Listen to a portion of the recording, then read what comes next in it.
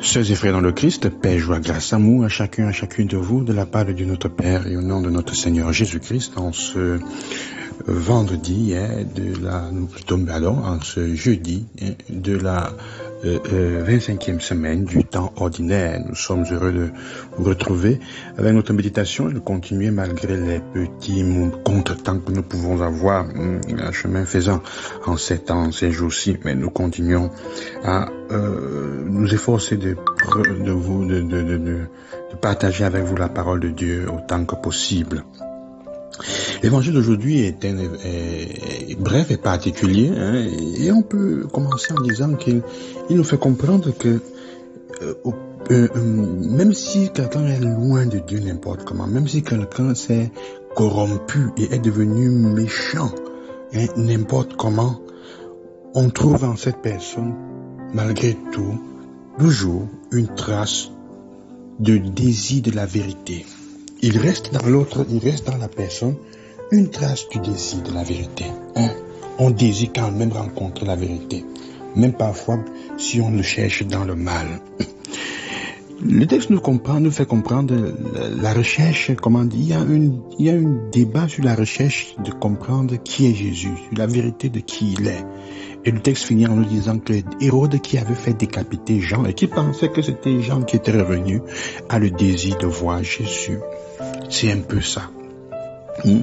Alors, le texte nous fait comprendre aussi que ceux qui ont la conscience sale, qui ne sont pas tranquilles, ne vivent pas une vie sereine. Quand ta conscience n'est pas tranquille, ta vie n'est pas sereine. Parce que pour autant qu'on puisse sembler vivre, au moins plus autant que la violence, la prépotence, et la force, et l'utilisation de la force puisse sembler être ce qu'il y a de mieux à faire. La vérité, c'est que ceux qui se mettent à vivre contre leur propre conscience, vivent dans une peur continuelle, latente, et vivent toujours sur la défensive. Et exactement pour cela, on voit toujours que les ennemis, on voit les autres toujours comme des ennemis desquels il faut se défendre, comme des dangers desquels il faut s'échapper. Et c'est un peu ce qui arrive aussi à Hérode. Mais la confusion qui règne, au-delà de l'œuvre du mal, et la confusion qui règne là où on fait le mal, règne parce que on n'a pas la capacité de voir le bien, de voir la lumière là où il y a l'obscurité. Si parfois notre jugement et notre capacité de discerner est en proie à la confusion, peut-être c'est aussi parce que nous devons avant tout prendre la distance de l'obscurité que nous avons cherché ou que nous avons subi et que l'Église et la théologie appellent le péché. Quand on n'arrive pas à être clair sur l'identité de Jésus, ça veut dire qu'on a la conscience qui n'est pas tranquille. La question bonne aujourd'hui que je te pose, mon frère, ma soeur, est quel est le rapport dans lequel tu es avec ta conscience en ce moment? Comment est ta conscience? Comment est ta capacité de jugement sur le bien et sur ce qui est mauvais, d'adhésion à Jésus? Donc, c'est un peu ça la question que l'Évangile veut que nous nous posions aujourd'hui.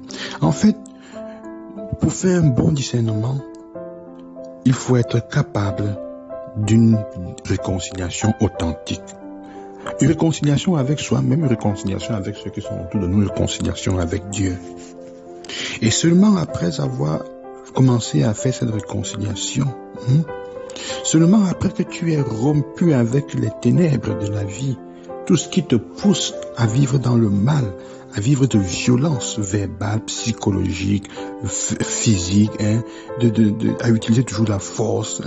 Seulement après qu'on ait rompu avec cela, on sera capable, on pourra espérer de voir quelque chose de positif, un peu de lumière dans notre vie. Et pour faire le discernement, pour pouvoir faire le discernement et rester,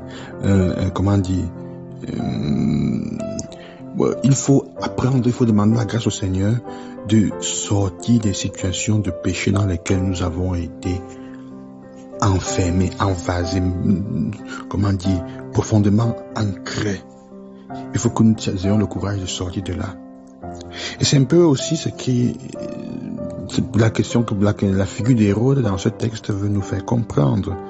Malgré qu'Hérode est celui qui est fait décapiter et tuer Jésus, que son cœur est vraiment obscur, c'est un homme qui est rempli de méchanceté, il cherche à voir Jésus.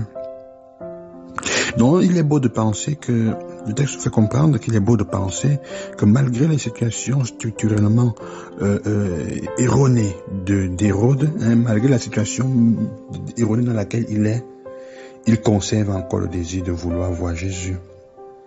C'est un bon point de départ, au-delà de tous les résultats qu'on peut obtenir.